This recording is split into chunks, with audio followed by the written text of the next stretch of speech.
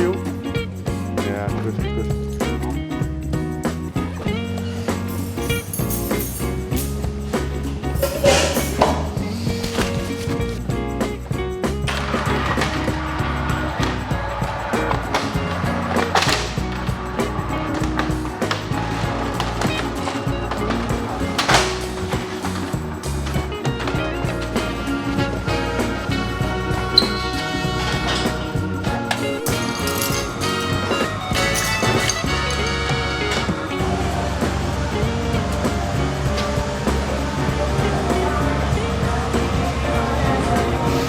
It's a sunny Sunday morning. It's 7 a.m.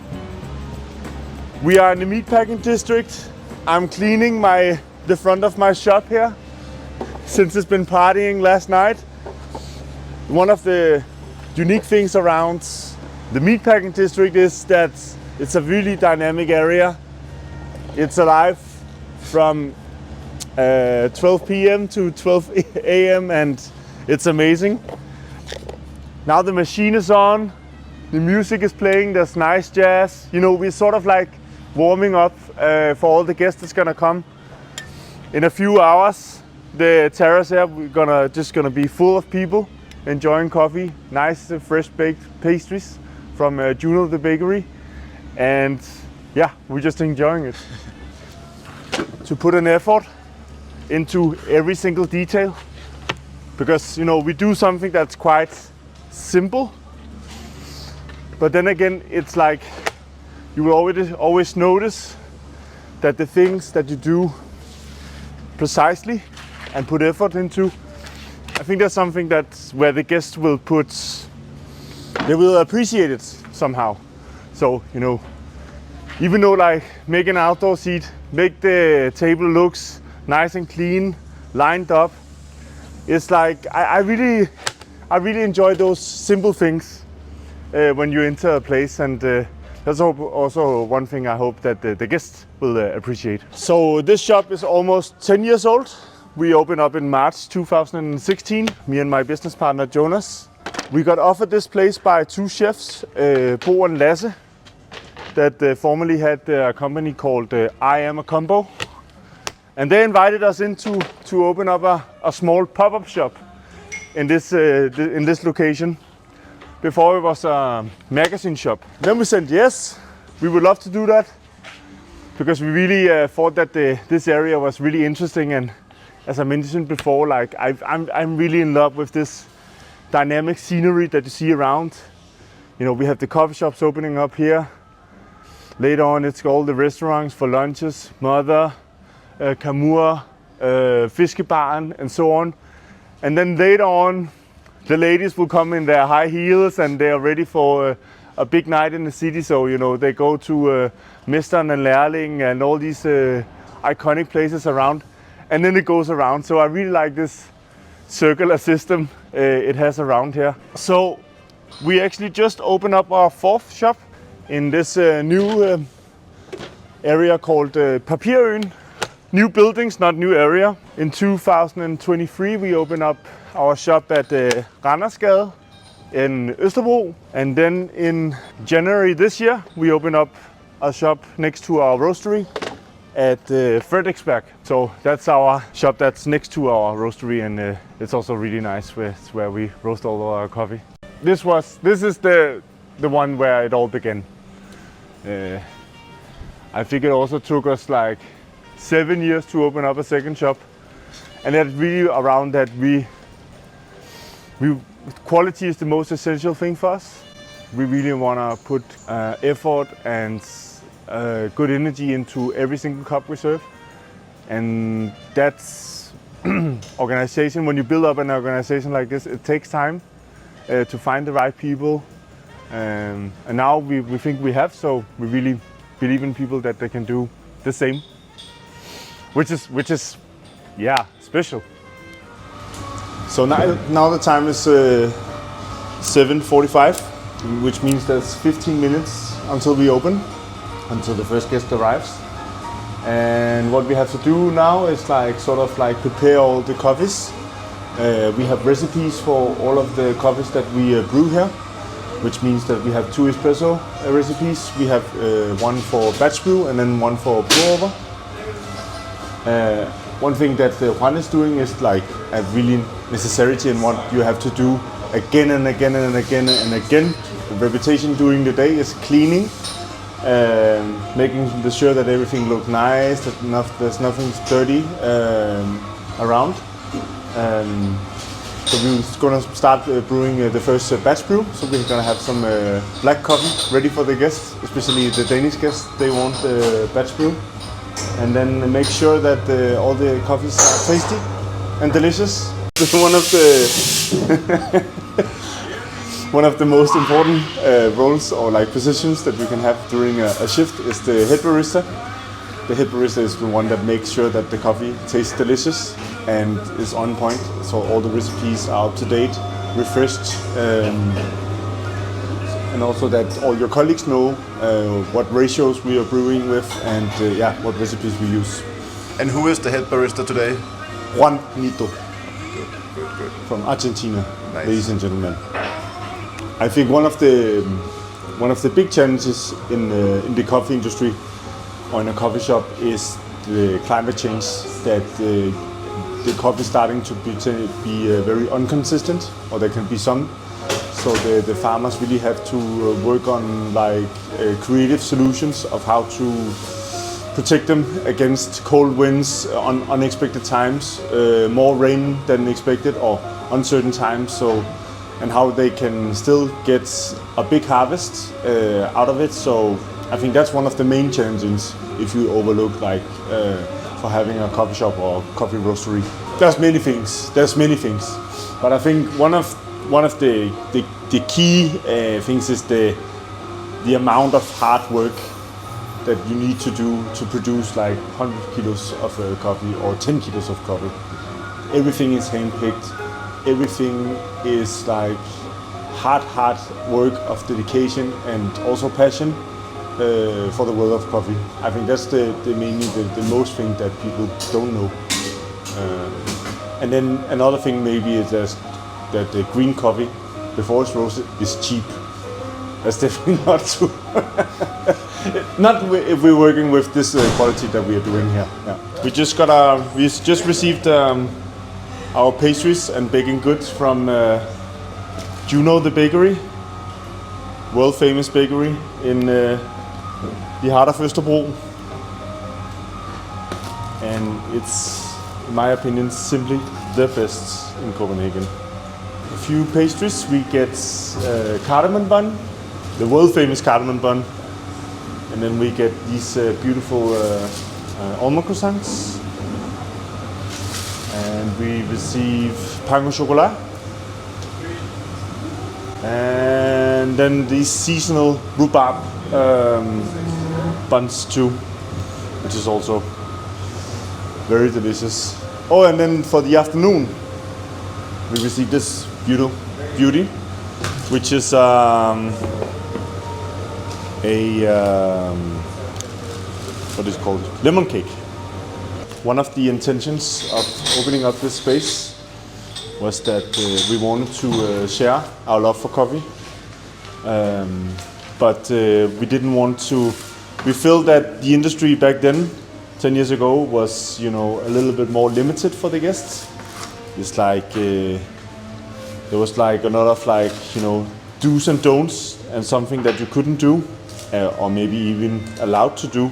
So like if you came into a shop and you asked for sugar in your espresso, this barista will just say like, get the fuck out of the shop and not leaving. And or if you ask for milk in your pour over, the barista will also be very come on, welcome til. So it was like really around that, making limitations for the guests for things that they were not allowed to do and allowed to do, and we thought that was not the way to share such a beautiful product as coffee. So we wanted to make it more accessible through that. And then we also came to this conclusion that We don't exist without our guests. So the guest is the most important thing, and their experiences are the most important thing. And yeah, that's the reason why we say to celebrate our love for coffee. We celebrate you. Come on. So now it's 8 a.m. The shop just opened. The weather is pretty good, and it's in July, so I think we can expect a quite busy day. Don't you think one? Yes. Yes. No, but I mean, like, there's a lot of people that have their time off, and there's a lot of tourists. This is a really busy time of the year, so yeah, I think we can expect a busy morning and a busy afternoon. Filled up with good guests.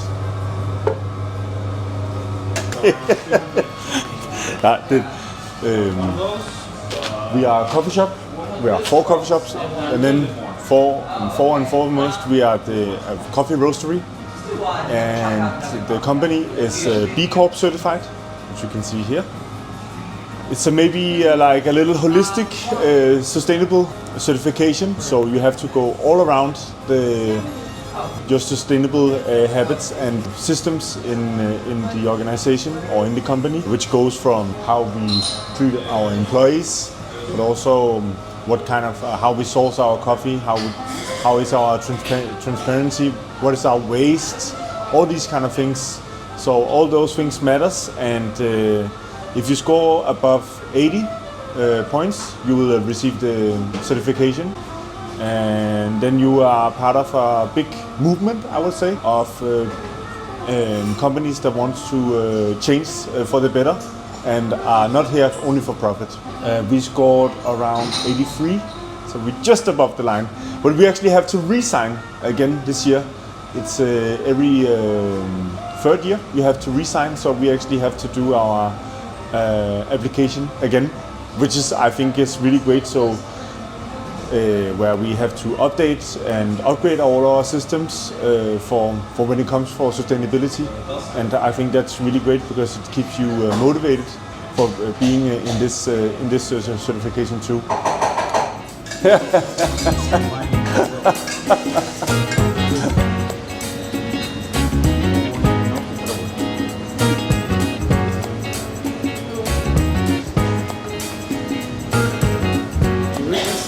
Sorry? Yes, yes. Thank you a few times.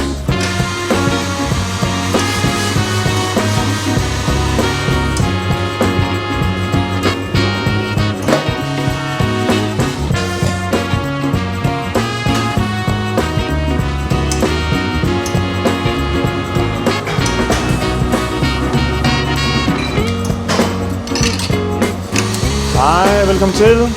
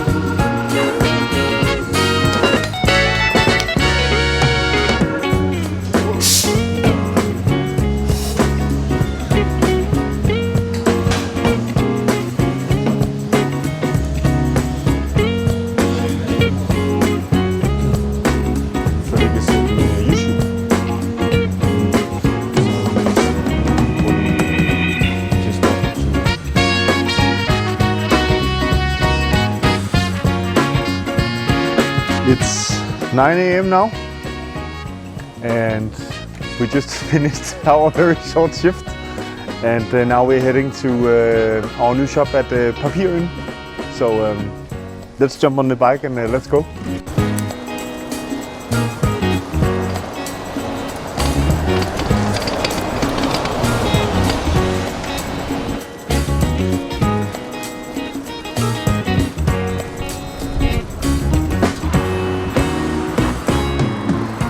Prøv lige at se pladsen her nu med blomsterne. So we are almost arriving at our latest spot at Papirøen. You can almost see it from here, from the distance of Nyhavn. And what I really enjoy is that you can bike around every civil shop around, every civil area of Copenhagen, from Østerbro to Vesterbro to Frederiksberg, and then the city center here. And it's summer now, so I guess it's one of the more nicest time to bike around compared to winter. But that's where we really enjoy it, and yeah, it's a beautiful morning. I think this moment where we are biking here now is quite unique. Usually it's packed with people going to work and practical stuff, meeting friends. Hi Thomas. Hello. I lige måde. But then also obviously with a lot of tourists on renting or leasing bikes. But now it's almost empty. There's one story called Palle alene i verden. Palle alone in the world. And it feels like this just now. In these pyramids, in the entrance of this island called Paper Island, we'll find our new shop where you can jump into the ocean. You can enjoy the view of Operan, the Opera House. Yeah, it's a nice scenery here around.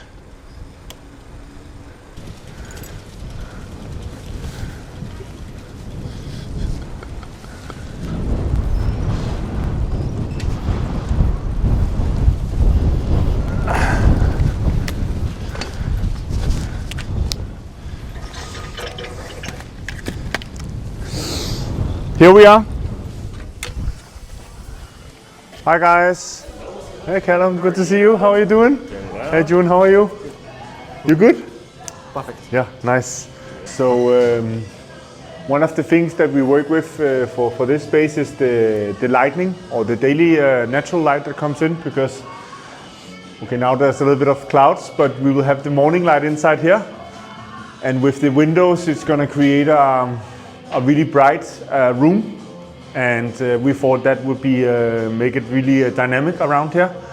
So we made a little more classic cafe setup here with stools and chairs, a high bar. Since we are at the Paper Island, we had to include paper, so we made a little library here. So we have a library ladder with shelving up top here, and maybe a space where it's a little bit more made for focusing. And yeah, we opened the doors of this shop nearly 2 weeks ago, and you know, it's a really busy area of a lot of tourists especially, but also people that live in the apartments around here. So the welcoming here has been really, really nice and overwhelming, I would say. It's quite, you know, interesting when you open up new places. There's always different habits, and there's the daily, how do you say, peaks of the shop here is very different. So right now the shop is quite quiet, but later on it's gonna be pretty busy because people will be walking around, and hopefully the weather is gonna be better than it is now. So this is strawberry brioche with things that's just on the peak now, Danish strawberries. It doesn't get any better. Yes. So my name's Callum. I've been working with Prolog now for 4 years. 1 year as a barista at the start at the Kødbyen location, the original location. And then the last 3 years I've been the wholesale manager for Prolog. So essentially I am helping to support our partners who are also using our coffee beans in different locations, whether that be like bakeries, or is that hotels or offices or different coffee shops or things like that as well.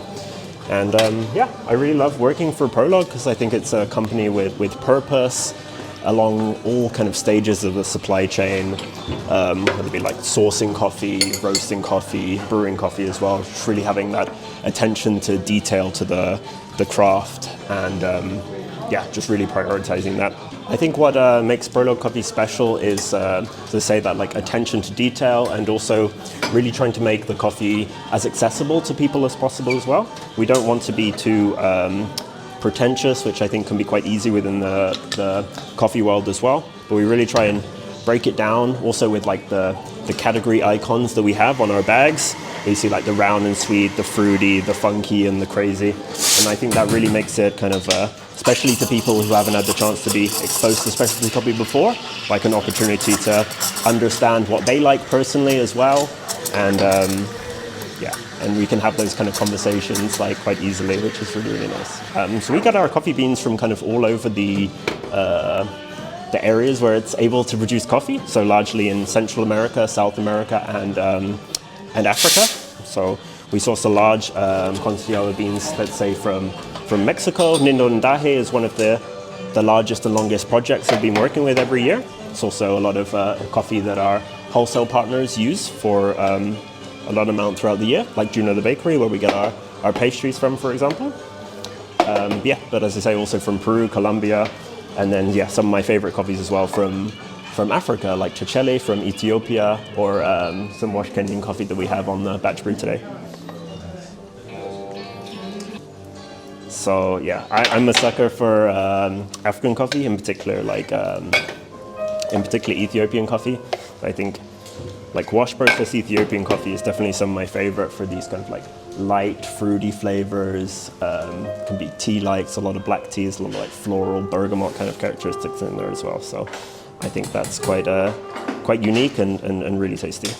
I think for people who are interested in like getting into coffee in this kind of field as well, I think just being open and having conversations, being communicative, because I think the community here, especially in Copenhagen, is quite small, but it's very kind of tight-knit and friendly as well.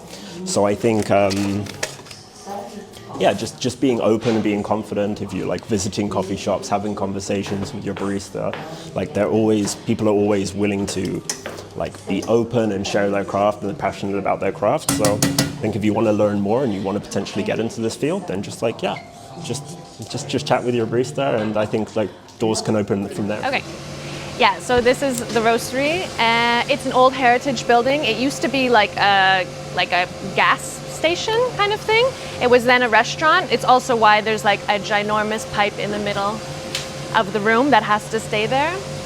But what's really sweet about this place is that if you're coming to the cafe, you can come and then take a peek inside as well. So a super lovely connection between Roastery and coffee shop. So everything is just getting started. They're warming up the machine for the morning. We have green coffee is here. We go into roasting and packing and then labeling as well. So the green coffee goes in here, it's all weighed out. It then gets sucked up into this hopper. It then drops at a certain point, starts roasting, and after about 10 minutes, goes into the cooling tray, and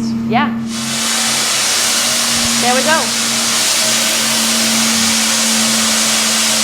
So here at the Roastery, we work with a Loring, super reliable and really, really good. And pretty much we're roasting coffee for all over Copenhagen, for all of our 4 coffee shops, and also it goes worldwide. And then for some of our wholesale clients, we have a more sustainable approach where we can offer them our coffee in tins, which is a really nice sort of thing to do, and also to keep this sort of sustainability alive. It all starts here with the green coffee and with the Roastery, and the guys are working from Monday to Wednesday on production. Everything, we also do labeling by hand and packing. So they'll work from like 8 until 4 and roast, and then it's done. Well, we roast about a ton of coffee per week. It depends on how many, maybe around like 20 batches per week. Per day?